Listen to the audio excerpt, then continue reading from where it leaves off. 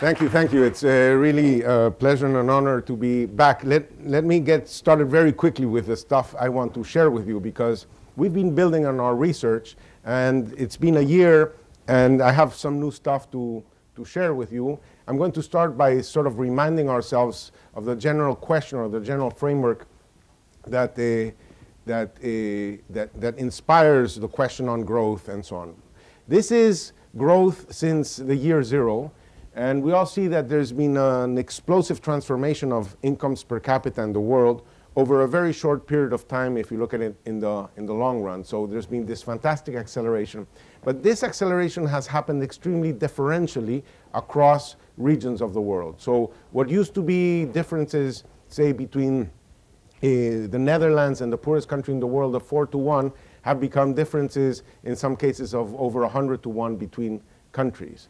Now, interestingly, and one of the more recent findings for us, which has come as a surprise, is that these huge differences of income across countries that you might attribute to different constitutions, legal traditions, financial architecture, exchange rates, interest rates, language or religion or whatever, are even in many cases smaller than differences within countries. So when we look within Mexico, we find differences that are larger than the difference between the US and Mexico on average.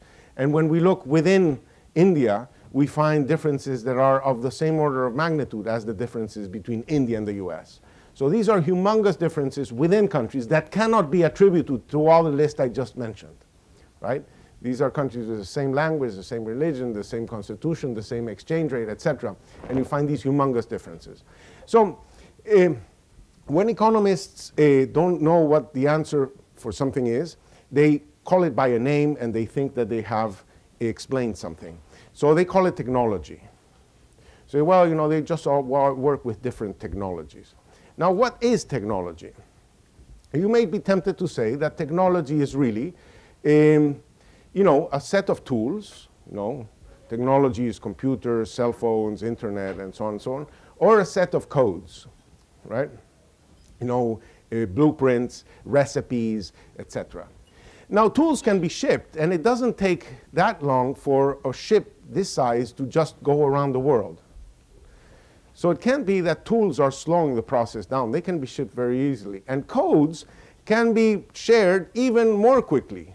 So if the stuff is technology and it's not being shared, it's not being diffused, something else must be slowing it down.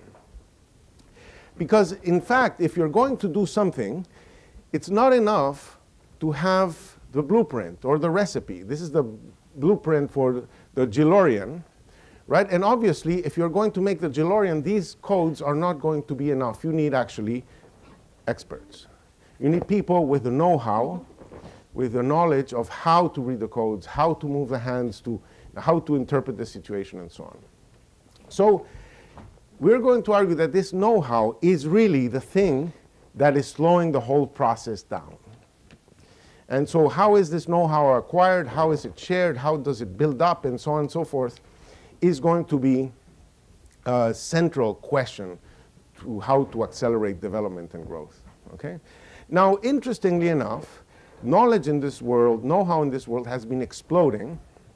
And this is just the number of books in Europe. And so you see, this is in a logarithmic scale, so the number of books has been exploding. Note that the speed at which people read books has not been exploding. Right? And so we don't read any faster than Oscar Wilde or Voltaire or any of those guys, right? But there's just so much more to read, right? So it used to be that in Alexandria there were, you know, in the old Library of Alexandria there were 400,000 scrolls. There's 1.1 million books at the Vatican. There's 24 million books at the Library of Congress, but now there's 14 trillion web pages on the web. So it's just the amount to be read has just been exploding. Our brains have not. So the question is, how then do we read or store this information in people's head? Well, obviously, you know, if there's more to learn, you need more time to learn. But when Harvard, say, was founded, a college degree lasted 4 years. So how long does a college degree last now? Well, you might guess, 99 years or something. Well, no, it still lasts 4 years. So how does the system adjust to the fact that there's so much more to be known with the same head? And to us, the answer has had to do with the idea of speciation, that you separate knowledge into bits, and you put different bits of knowledge in different heads. We call those bits of knowledge a person byte. A person byte is sort of like the amount of knowledge that more or less comfortably fits in a single head. Now, you see that through the history of Harvard, because when Harvard was founded, there was only 1 degree. And then they invented a separation between natural philosophy and moral philosophy. Then they split up natural philosophy into physics and other things. Then they split up biology into cellular biology and biochemistry. Then they split up into a bunch of other things, so that now Harvard has 50 different degrees and a bunch of departments. But that's only, I'm talking about Harvard College, obviously, because Harvard College is just a small part of Harvard, because we have all these other schools, the Kennedy School, the Business School, the Law School, et cetera, et cetera. So the point is that the way the world copes with this exploding knowledge is with a division of knowledge across people. Now, and Harvard keeps on expanding, right? So now, it used to be that you divided knowledge so that people could do different things. And for example, in the last century, in the 19th century, the US Census didn't find any reason to separate occupations from industries. Occupation and industry was synonymous. So, no, there was a division of knowledge. Butchers were industry, butchery, occupation, butcher, industry, bakery, occupation, baker, right? But nowadays, it doesn't make any sense, right? Because most industries use a plethora of different occupations, right? You need teams of people who know different things to do anything that is worth doing. So in order to do things today, you need to aggregate these different pieces of knowledge, these different person bytes, into things that are more substantive. So today, for example, things resemble a symphonic orchestra, where the different players play different parts to make a whole, right? Or to make trains run on time, it's not a profession to make trains run on time. It's teams, coherent teams, that make trains run on time. So that's why we had developed this theory we call the Scrabble theory of development, which says that products, services are like words. They are made by aggregating knowledge, by aggregating letters. So the process of development is this process of accumulating letters. Now, if you just have 1 letter, you can make 1 word. But if I give you these 3 letters, you can make these 4 words, and you can make words that are 3 letters long. If I give you a 4th letter, you can now make 9 words, and you can make 4-letter long words. And if I now give you 10 letters, the Scrabble website says that you can make 595 words, and you can make longer words. So as you accumulate different bits of know-how, you're able to combine them into more products and into more complex products, into longer words. So we have found evidence in the past, and I'm not going to go back to them, to show that this is a pretty good description of the world, because if you have a lot of letters, you should be able to make a lot of words and longer words, words that are harder to make. And that's exactly what we find when we look across the world. The countries that have a lot of letters, say Germany and the US, make a lot of stuff, and stuff that is hard to make, stuff that few other countries are able to make. While the countries that have few letters make short words, few of them, so they're not very diversified, and they make words that everybody knows how to make, because everybody sort of has few words.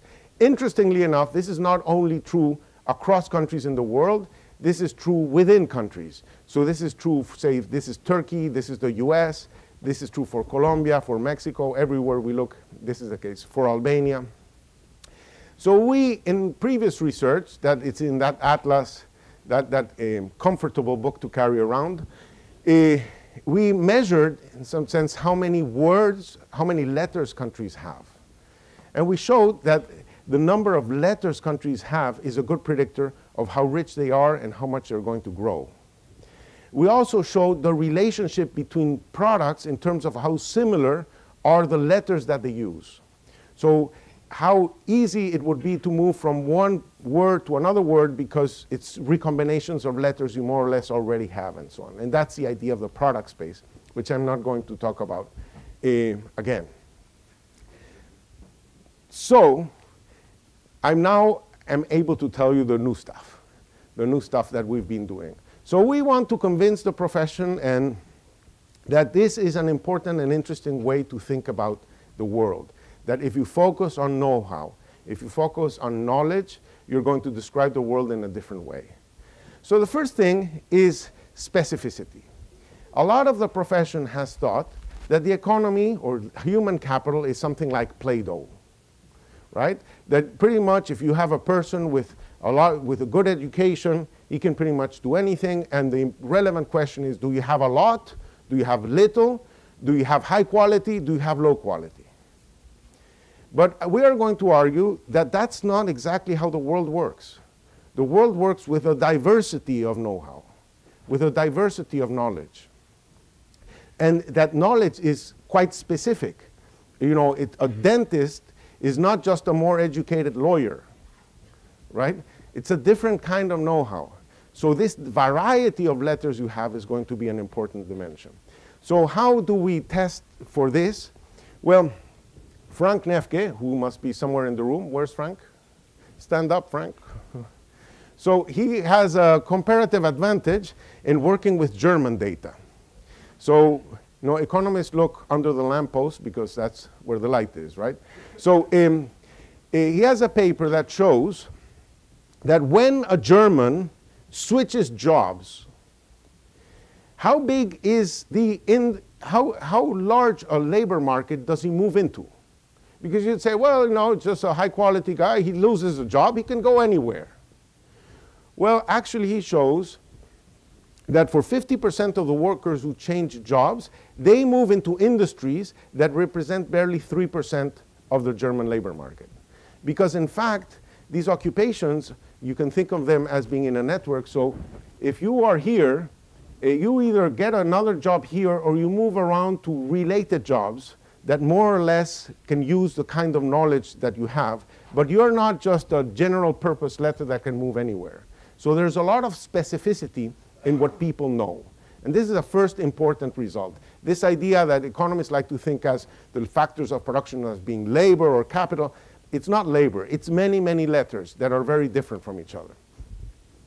So now the question is, okay, so how do you get more letters? And that means how do you get more knowledge into brains? And that happens to be really, really difficult. So what ends up happening is that it's often easier to move brains than it is to move knowledge into brains. To move brains, you know, you put them on a plane and you move them around. But as Malcolm Gladwell likes to say, to become an expert in a field, it takes 10,000 hours. And 10,000 hours is much more than any plane. So it's easier to move brains than to move knowledge into brains. So we have looked into this intuition in a sequence of papers. The first one is migration. So how does a country get to know how to make a product? And a simple idea is that, you know, it's because some people who knew how to make the product from elsewhere moved into that country. So we have a paper that shows that. This is Franschhoek, South Africa, where we did a major project a few years ago in South Africa. And Franschhoek means, in Afrikaans, it means French corner. And it's called the French corner because the Huguenots moved there. And what do the Huguenots do there? Wine. Wine. So you see, the industry moved there because the people who knew about the industry moved there. We also have another paper that came out in January of this year in the Journal of International Economics that shows that countries know what their neighbors know. That this is a network of how similar are the things you're good at and what are the countries that are most similar to you in terms of the goods that you're good at. And what struck us is the fact that, say, this is Germany. What are the countries that are most similar to Germany in terms of the things that they're good at? Well, it's Switzerland, Austria, France, Belgium, Netherlands, and so on. So it means that you are good at the things that your neighbors are good at. And that's sort of like the opposite of the intuition that comes from international trade. Because in the international trade, they would say, if your neighbor knows how to do something, buy it from him and exchange it for something you know how to do. But this force of the diffusion of knowledge overwhelms that. And if you have a neighbor that is good at making a product, that increases the likelihood that you'll become good at that product by 65%. So this, to us, is evidence that this knowledge diffusion is occurring in relatively short, narrow networks. It's not a surprise that the things that Albania is becoming good at are the things that Italy is good at. It's not a surprise. Now, we are pushing that frontier further and looking at more micro level. And this is Sweden. We asked the question, and this is again Frank's work on Sweden, question, when a pioneer firm, a new firm in a city gets created, where did the entrepreneur come from? Where did the idea, the knowledge of that new plant come from? And what he shows is that in Sweden, with high education, this, that, and the other, a pioneer firm in an industry is usually set up by an entrepreneur that came from outside the city, from experience in that industry outside the city. Or it is the plant of a company whose headquarters is outside the city. So the knowledge moves into the city in the heads of these entrepreneurs. We have another paper on Germany which shows that when a pioneer plant gets set up, it gets set up not with pioneer workers, but with experienced workers that are coming from outside the city. And in particular, everybody has been very impressed and surprised at the growth in East Germany after reunification. And classical economists would have said that's because East Germans moved to West Germany and labor became scarcer in East Germany. But what this paper shows is that the East German pioneer plants were much more likely to hire West German workers. So it was a reverse flow of knowledge moving into East Germany in the heads of people who had had work experience in West Germany. We are doing exactly the same analysis now that we have data for Colombia. And we look at pioneer firms within Colombia. Where did the workers come from? Were they just hired locally, or were they hired from outside of the region, workers with experience in that industry? And that's exactly what we find again in Colombia. So that's how knowledge is moving. And finally, we have a very interesting new work by Ljubica Nedeljkovska. Where is she? Huh? Outside, no, punished. No. So we have had sort of a natural experiment. There was a collapse of economic activity in Greece. There was a lot of Albanian migrants in Greece. They had to go back to Albania. So we asked, now they go back to Albania, what happens to the wages of the Albanians in a municipality if now there's this influx of Albanians coming back from Greece? Now standard economics would say, well, there's more supply of labor, wages go down. Well, we don't find that. We will find that the more return migrants you get, wages of the non-migrants go up in Albania. And we take that to be that there are some skills that are coming back from Greece that were not there before. And those skills are complements of the people who had stayed in Albania. So that's, again, another verification, if you want, that what we're saying sort of makes sense. There are papers on, on the recent history of science. There was a massive number of Jewish German scientists that arrived in the US in the 1930s. There's a recent paper published in the American Economic Review that looks at the narrow fields of specialization of the people that came in, because it was somewhat random that they would come in some areas but not in other areas, right? So, and then they ask the question, what happened to the subsequent development of that science or that technology in the US after these migrants came? And what this paper shows is that the productivity of output in science and technology in the narrow areas of the experts that came was a third higher than in the areas that did not get the experts. So this is sort of like evidence that so the knowledge moved with these heads, and then it spread by the interaction of these heads with the rest of society. So this stuff is moving through these channels. Now,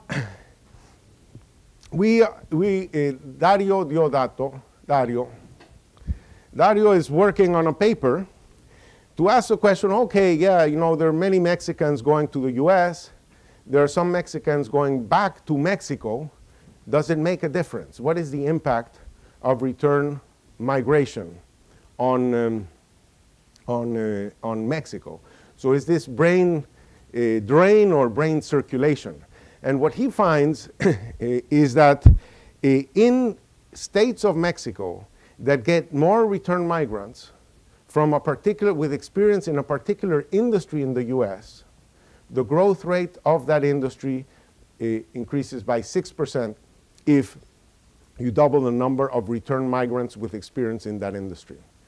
And this is a very well, very nicely done paper because it uses information about forced return migrants.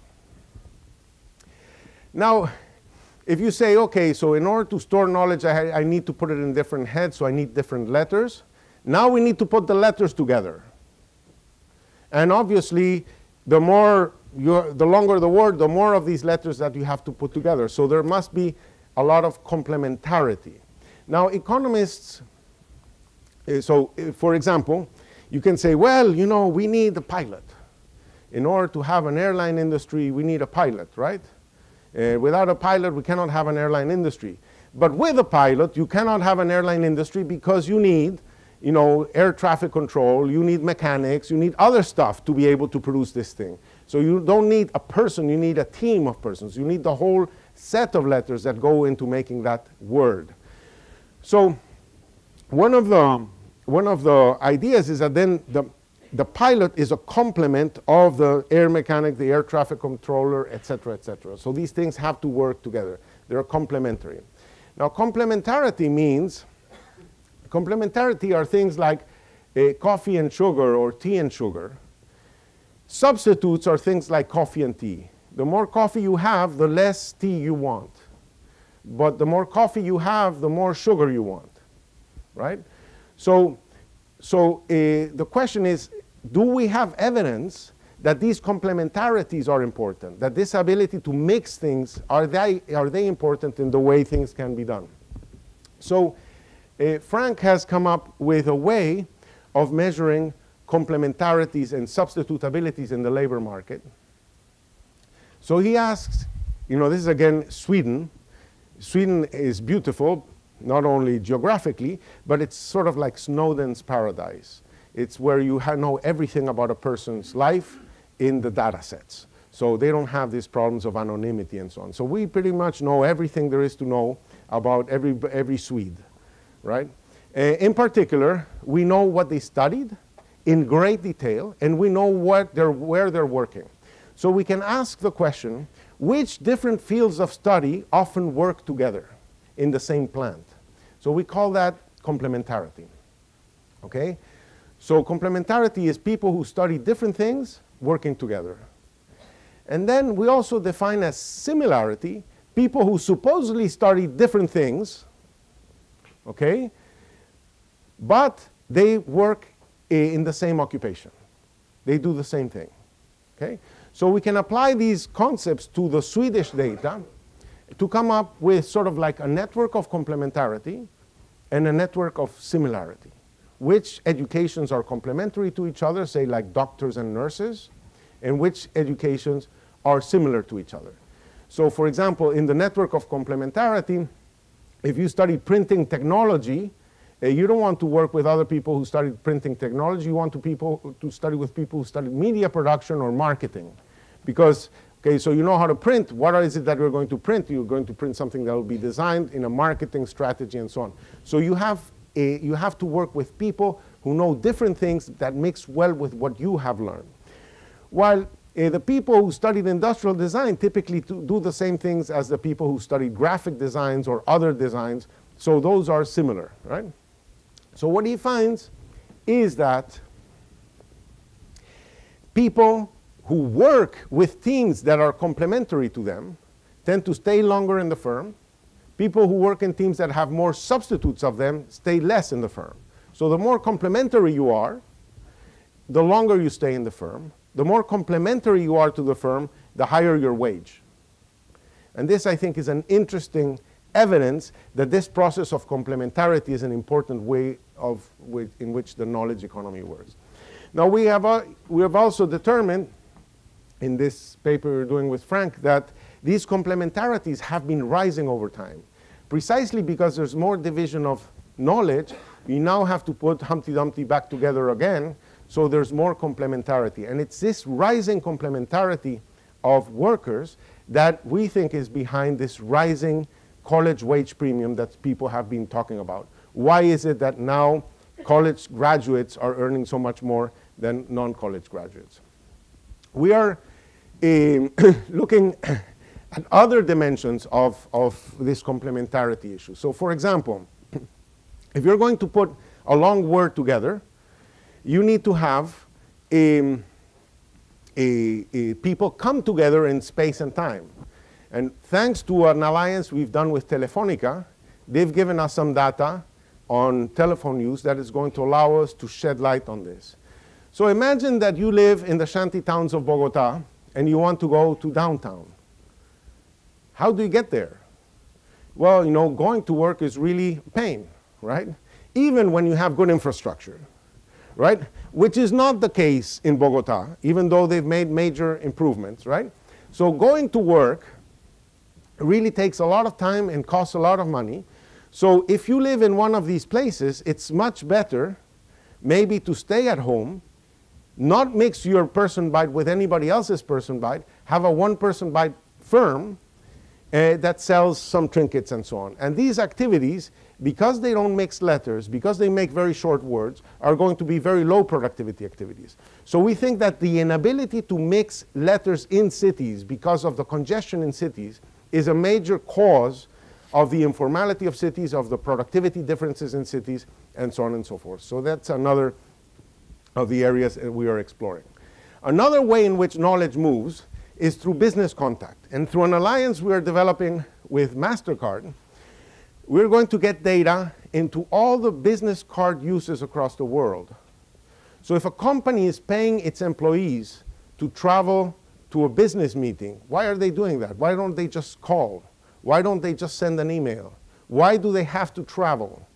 So we will be able to determine what's the network of business contacts that each country has. To what networks of information and knowledge flow is a country plugged into? And how does that relate to its ability to absorb a know-how? So that's one of our things going forward. So let me very quickly finish with just a set of policy implications of where this view of the world leads to.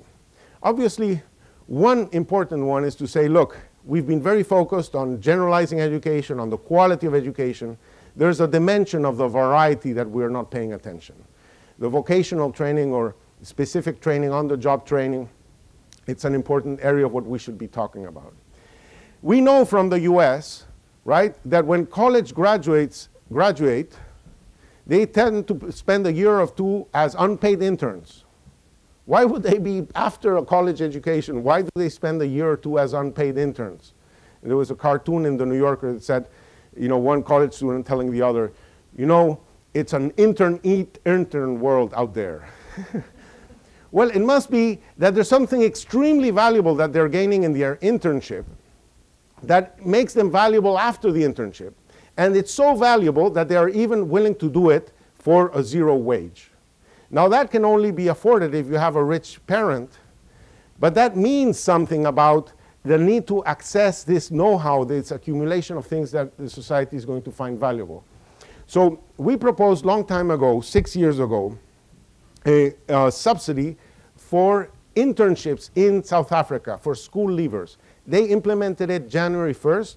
There are now 230,000 students in the first 8 months of the program getting unpaid, or no, paid internships subsidized by the government in South Africa. External migration. As I mentioned before, a lot of know-how comes in with the migrants. In a book we published on Venezuela this past year, we find that in the 1980s, 6% of the Venezuelan population was foreign born, but that was 50% of the Venezuelan entrepreneurs.